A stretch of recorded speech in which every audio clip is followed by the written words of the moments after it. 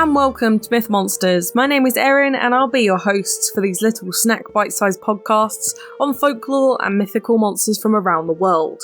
These podcasts focus on the actual cryptids, folklore and mythic monsters from global mythology, rather than focusing on the full stories of heroes and their big adventures.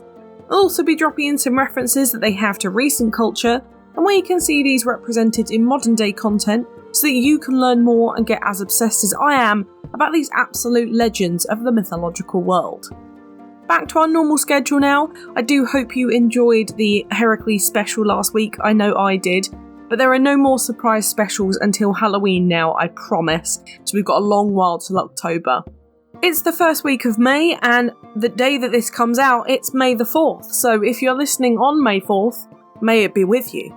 However, spring is finally upon us, and we're going to head over to somewhere a little bit chilly in contrast. Yes, we're over to Canada for the first time, and we are looking at the wonderfully wet cryptid, the Mugwump. You may have heard of this monster recently through political means, but I assure you they are referencing a cryptid and one that we are going to look further into today.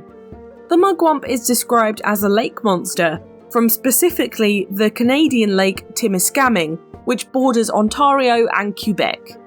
This monster has had various descriptions through the years, but is usually described as being between 15 to 100 feet long and generally looking like a long eel or snake, with the head of a horse or dinosaur with googly, sticky out eyes.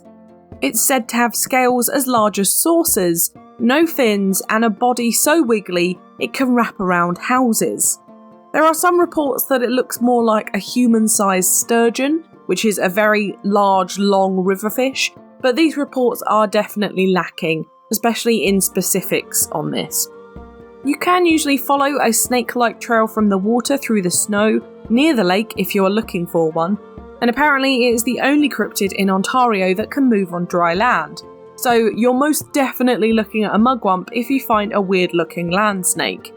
It's not known if there is a singular mugwump or if they are a breeding species, but it is thought that if they do breed, it's going to be around the summertime when they are most likely to be spotted. They don't like to interact with humans, and are most likely going to flee as soon as they see one, making spotting one actually quite hard to do. But it does mean that they are almost no threat, and they're not particularly interested in eating or hurting us either, which is always a good thing. Lake Timiskaming is the widening part of the Ottawa River, which has an average depth of around 118 foot, but can go as deep as 720 foot. So there definitely is space here for a colony of monsters to go unseen within those horrible dark depths.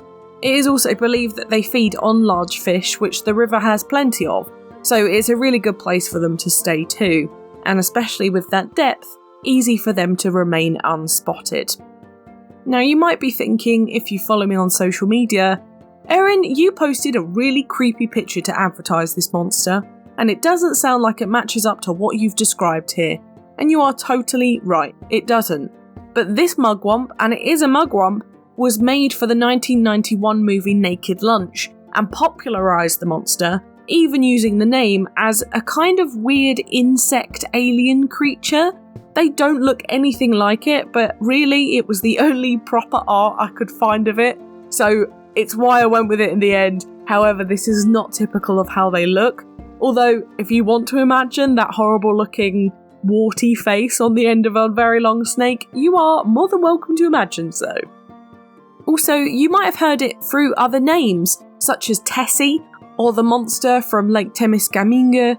Tessie being the fun play on Nessie from the Loch Ness Monster, of course, and the other being the French name of the lake it comes from.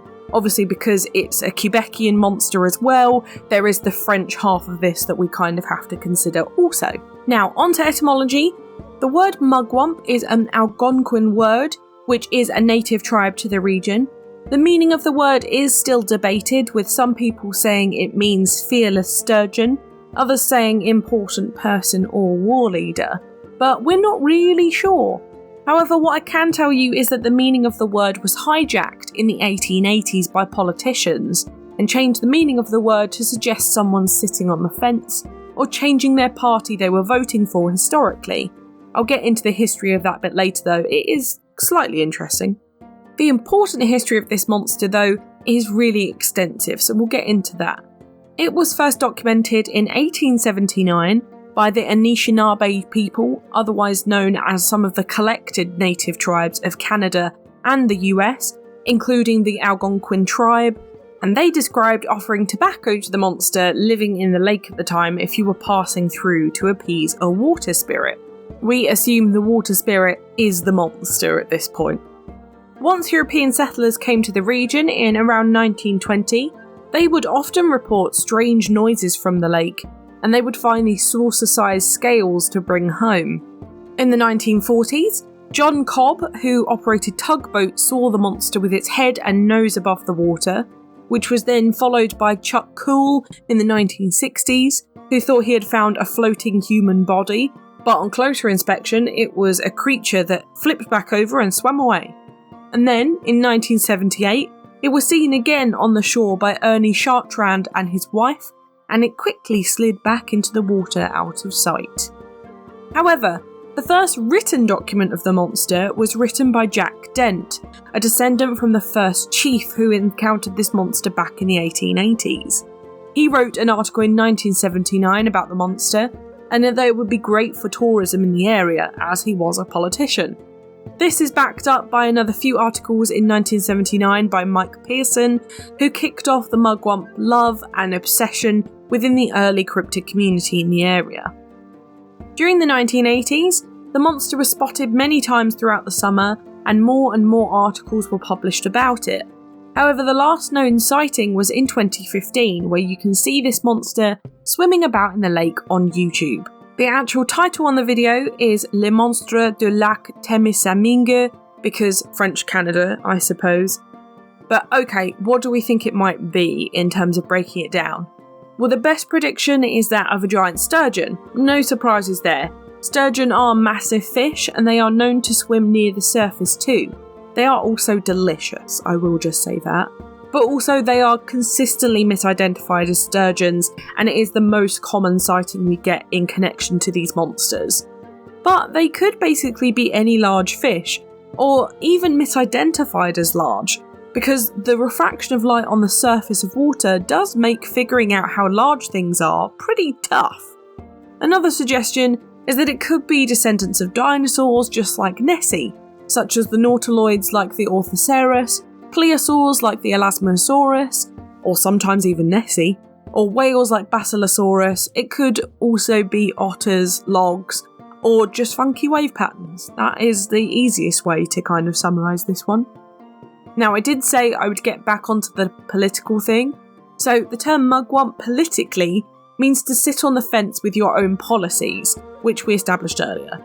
We're not too sure as to how the mugwump monster got pulled into this, but in the 1884 presidential election in the US, a few politicians swapped parties from Republican to Democratic to support a certain candidate, which is generally quite frowned upon in any country's circles. Now, we think that the reason mugwumps got attached is because of the translation of important person, and it was applied sarcastically to the party swappers. You can also still hear this word politically used to this day, even over here in the UK. The former Prime Minister Boris Johnson used it to describe the former opposition Labour leader Jeremy Corbyn as a mutton-headed old mugwump, but was previously called one himself too. I will say, I think he's an idiot, and that's in the kindest and most PC of terms. But also, in the 1880s, we know that the mugwump theory started, so it makes sense that this quite prevalent and talked about monster at the time could have made it into politics. It makes sense. Now, on to modern media. We don't really have anything specific for the mugwump itself, other than, of course, Naked Lunch. But, of course, we do have similar media for these types of cryptids, so please enjoy. For art, for this one, as well as other cryptids, have a look at independent stuff. These are definitely the coolest versions of this monster too. However, I will note that I really struggled to find one that actually demonstrated what they look like. So if you're looking for something to demonstrate what you're trying to describe, for the mugwump, you might struggle, I will say that. For movies, we have, of course, Naked Lunch, Beneath Loch Ness, Fantastic Beasts and Where to Find Them, Beyond Loch Ness, The Water Horse, Scooby-Doo and the Loch Ness Monster, Loch Ness, The Loch Ness Horror, Magic in the Water, The Librarian, Incident at Loch Ness, Amazon Women on the Moon and Monsters Inc. Of course, I did say a lot of Loch Ness movies here. That's because it does make sense, they are quite similar. For TV, we have Primeval, Conspiracy, The Missing Evidence, Phineas and Ferb, The Simpsons, Shaolin Showdown, Count Duckula, South Park, Doug, Gargoyles, The Family Nest, Inspector Gadget, Popeye and Son, SpongeBob SquarePants, Real Monsters, Fairly Odd Parents, Doctor Who, Mystery Hunters, X-Files, The Lost Tapes, River Monsters and Bewitched. In video games, we have ones such as Club Penguin, Shadow of Colossus, World of Warcraft, Zoog Tycoon, Pokemon, Ace Attorney, Psychonauts, Earthbound, Monster Rancher, The Sims, Super Mario Bros, Mass Effect 3, The Dark Side Detectives, Loch Ness, Endless Ocean, and Subnautica. My book recommendations this week, though, is to have a look at Canadian Monsters and Mysteries by W.T. Watson for great Canadian cryptids, or you can have a look at A Canadian Bestiary, a collection of people, places and bestiaries from Canadian folklore, cryptozoology, native religion and mythology by Todd Fisher for a much broader Canadian folklore view. If you're interested in this mythology, that's a really big suggestion from me. Now it's time for Do I Think They Existed? Well, it's a water monster, so there is a level of belief automatically here from me. However, this one does seem a little bit more unbelievable than most. Why?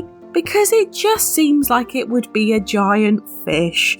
It just seems that most of these sightings and stories point to a very large fish, or potentially an eel, and I think 98 foot, 100 foot is definitely a mistake in terms of how long it is. Not even whales get that big, certainly not ones that could fit in a lake anyway. Also, why just this part of the river? Why not end up in the ocean? Why not go down the other bit of the Ottawa River?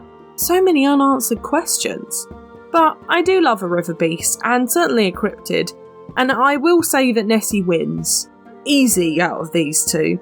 But there is another Canadian water cryptid called the Ogopogo, which I will cover another time, which really does give Nessie, our favourite Scottish cryptid, an absolute run for her money. So I'm very excited to cover that, but this one does fail in comparison.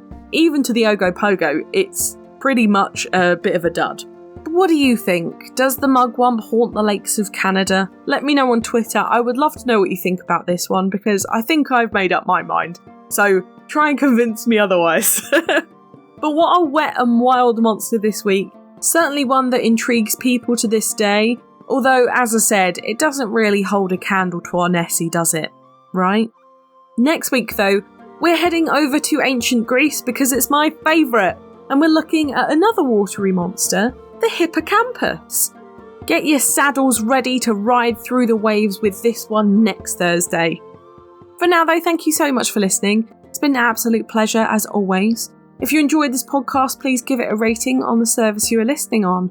I've got the Twitter for any questions or suggestions on what monsters to cover next, and I'd really love to hear from you. The social media handles for TikTok, YouTube and Instagram are Myth Monsters Podcast, and the Twitter is Myth Monsters Pod, but all of our content can always be found at mythmonsters.co.uk, and you can find us on Good Pods, Buy Me a Coffee and Patreon if you want to help me fund the podcast too. Also, a heads up that my guest spot on Movie Buff's Happy Hour is coming out this week, I believe. I will send through the details as soon as I have them. I'm also doing a guest spot on Drawing with Animals on the 12th, so I'll let you know when that comes out. We're going to talk about monsters, animals, and how they fit together within mythology and culture. So that one should be really good, but I will make sure that I keep you all updated about it. Come join the fun though. Share this with your pals. They might love me as much as you do. But for now, stay spooky. And I'll see you later, babes.